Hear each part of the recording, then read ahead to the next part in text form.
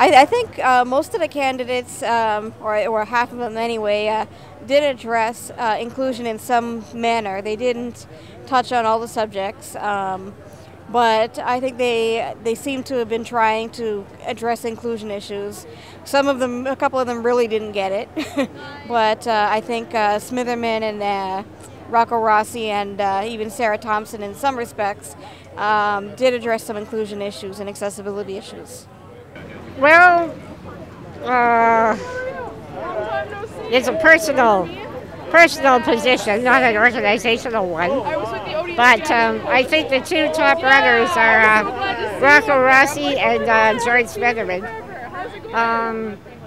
George Smitherman for sure has it down in terms of ideas on how to govern, but you know, for business savvy, I think Rocco Rossi has it. So I'm still waffling a little bit.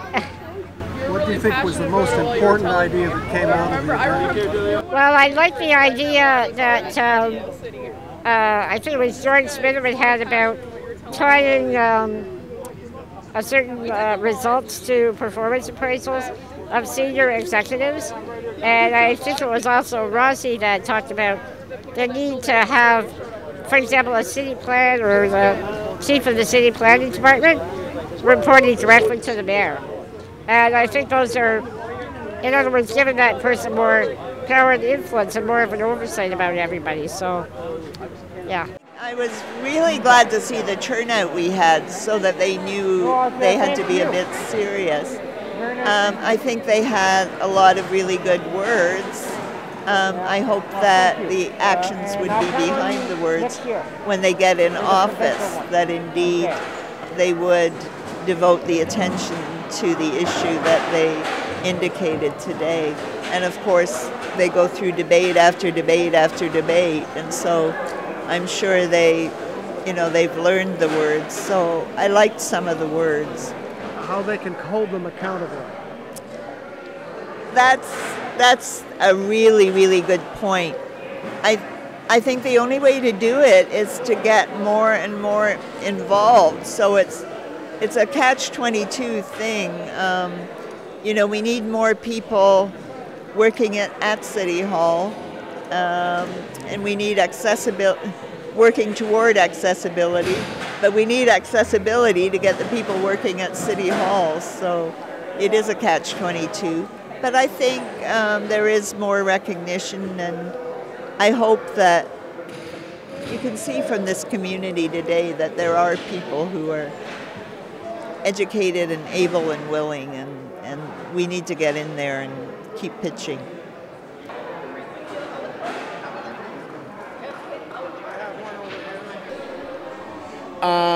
I think the idea that either the disabled getting either free or senior rate TTC fares passes would be good.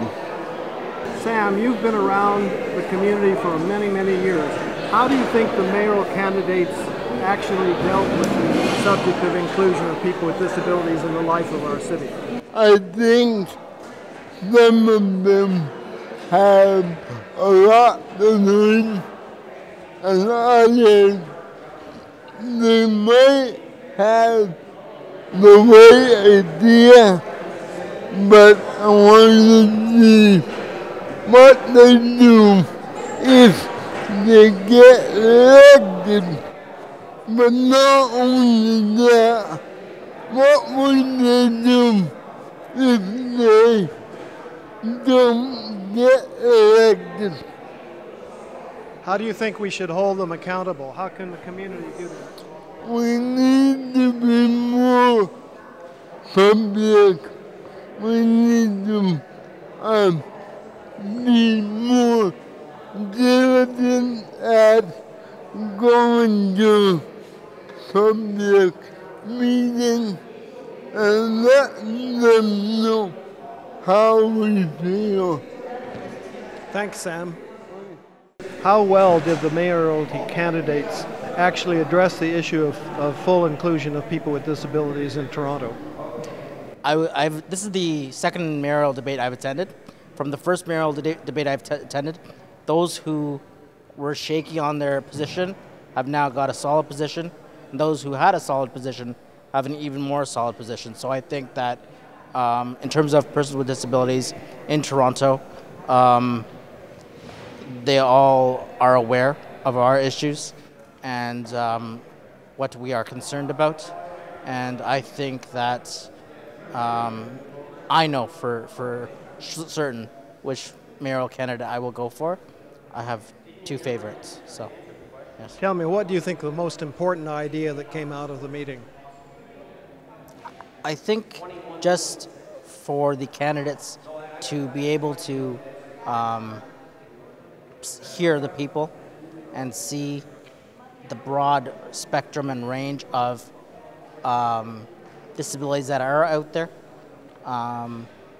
and get an even clearer understanding, so that when any one of them are in office, you know, they will always have that, thought. They will always have that vision of today in their minds, hopefully at the front of their minds. How do you think we can hold them accountable? I keep approaching them, keep approaching their offices, keep approaching their staff, and be loud and be direct about it. Don't, just sit back and kind of talk amongst ourselves, but actually, organize and get groups together and go to City Hall and make a big deal out of things. Because otherwise, if you don't, nothing gets changed. Thanks so much. You're very welcome. I was very impressed with Rocco Rossi's knowledge on disability issues. I firmly believe that until you live with people or live with a disability yourself, then you really don't know what it means. Rob Ford spending one day in a wheelchair and thinks he knows something. Believe me, he doesn't know a thing. I used a chair for 13 years, and until you're in it, you do not know, or unless you've got a relative that you're helping. Like Mr. Rossi just made it sound like he understands what some of the issues are that we all live with on a day-to-day basis. Other people, some of them, they talked pretty good, but I don't think anybody but Mr. Rossi really made it sound like he knows what we live with, and that's important to us. Tell me, what do you think we can do to keep them accountable? We've got to keep up the pressure, and when something happens that we like, we've got to say so loudly, and if it doesn't happen, we've got to continue to say so loudly. The politicians need to hear from us regularly, not only the complaints, but the good things. You can't only fetch all the time. You got to say when people do something right, and they need to know that we're going to keep after them, that we're not going to just fade away into the woodwork. People need to keep vocal, and we got a lot of very vocal people in our community. Sam Savona's been an activist for years, and he's always got a lot to say and a lot to offer. People don't always take advantage of the resources that are out here. My opinion of this whole event was I thought it was very rude how one of the top candidates came in only to say his piece and turn around and leave. And I did also, I can understand them being a little late, but for one candidate to show up near the end and for two of the candidates to leave early, that was very rude, because I think they needed to stay to understand all the issues of the big picture of what was going on. And even though they spoke, they tried to speak well, they stayed too much on message, and they tried to give good sounding platitudes, but they really didn't make any promises. Tell me, how do you think we can hold them accountable? I think we can only hold them accountable by making sure we do vote for, somebody that, at least sadly, we more have to vote for against the person that we think could really hurt the disabled community and vote for somebody that's not quite as scary. I don't know about others, but I was a bit disappointed. When you have candidates who aren't even sticking around till the end of it, so they're not giving us a chance to talk to them at the end because there wasn't enough time for everybody to ask questions, and and the questions were kept to a few people for each candidate. So obviously the majority of us didn't have a chance to ask our questions. I was surprised that, for example, nobody brought up the problems with, the elevators being down and at transfer points, like Bloor Yonge, like Shepherd Yonge, for long periods of time. It's been like 9 months now for the Bloor Yonge and the Shepherd Yonge elevators. And I was just surprised those questions didn't come up, but I was also surprised at the answers that they gave. They're great with saying figures, but I wanted to hear what they were going to do, exactly. What question would you have asked if you had the opportunity to ask it? I would have asked about the transportation. I would have asked Rob Ford, for example, he wants to go away from the light rail system and go to subways. Well, that's great, but where is he going to find all the money for that? And I think everybody would agree subways are probably the most effective way of moving the masses. But you've got to have big dollars to do that. And where's he going to find it?